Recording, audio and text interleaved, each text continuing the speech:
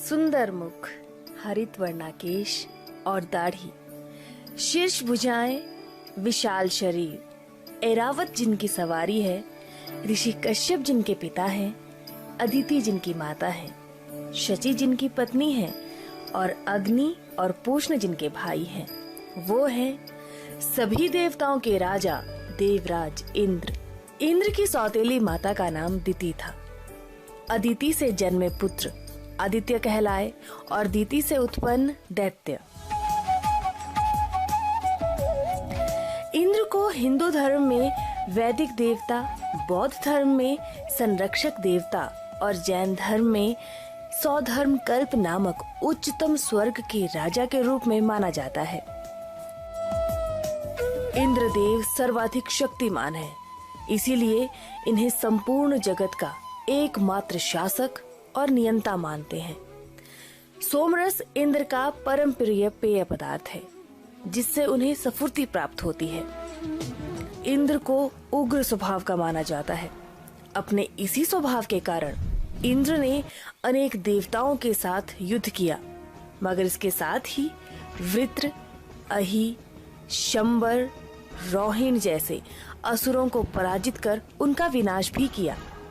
कहते हैं कि वृत्र नामक असुर के साथ युद्ध करते समय सोमरस से भरे 3 सरोवरों को इंद्र ने सोमरहित कर दिया था। इंद्र अपने पूजकों का सदा रक्षक, सहायक और मित्र रहा है।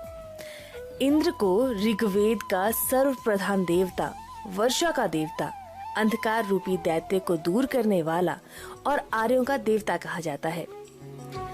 इंद्र को यूरोपीय देवताओं जैसे ज़्यूस, जुपिटर, परकनास, थॉर और ओडिन के समान माना जाता है।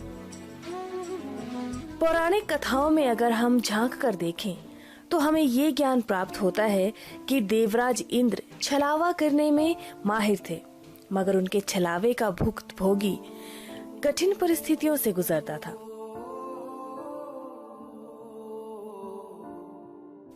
ऋषि गौतम की पत्नी अहिल्या का वर्णन ही ले लीजिए। अहिल्या ब्रह्मा जी की मानस पुत्री थी। ब्रह्मा ने अहिल्या को सबसे सुंदर स्त्री बनाया था।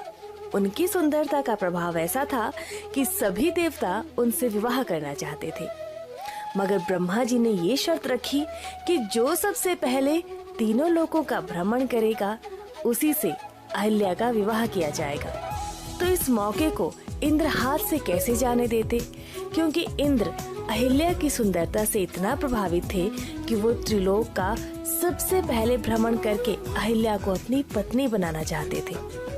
इसके लिए इंद्र ने अपनी सभी चमत्कारी शक्तियों का प्रयोग करके त्रिलोक का भ्रमण किया। लेकिन तभी नारद ने ब्रह्मा जी को बताया कि ऋषि गौतम ने इंद्र से पहले त्रिलोक का भ्रमण कर लिया है। तो इस तरह ऋषि गौतम और अहिल्या का विवाह हुआ, मगर इंद्र को अहिल्या ना मिलने के कारण इंद्र को अहिल्या से छल करने की सूझी। एक बार ब्रह्म मुहूर्त में जब गौतम ऋषि स्नान करने बाहर गए तो इंद्र ने गौतम ऋषि का रूप लेकर अहिल्या को अपने जाल में फंसा लिया। ऋषि गौतम को जब इस बात का पता चला तो उन्होंने अहिल्या को शाप देकर पत्थर बना दिया।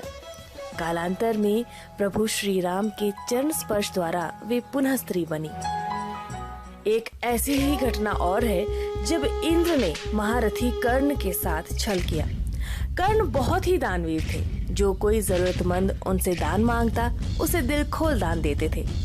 कर्ण के पास सूर्य कवच और कुंडल थे, जिन्हें पहनने वाले को अजेय माना जाता था।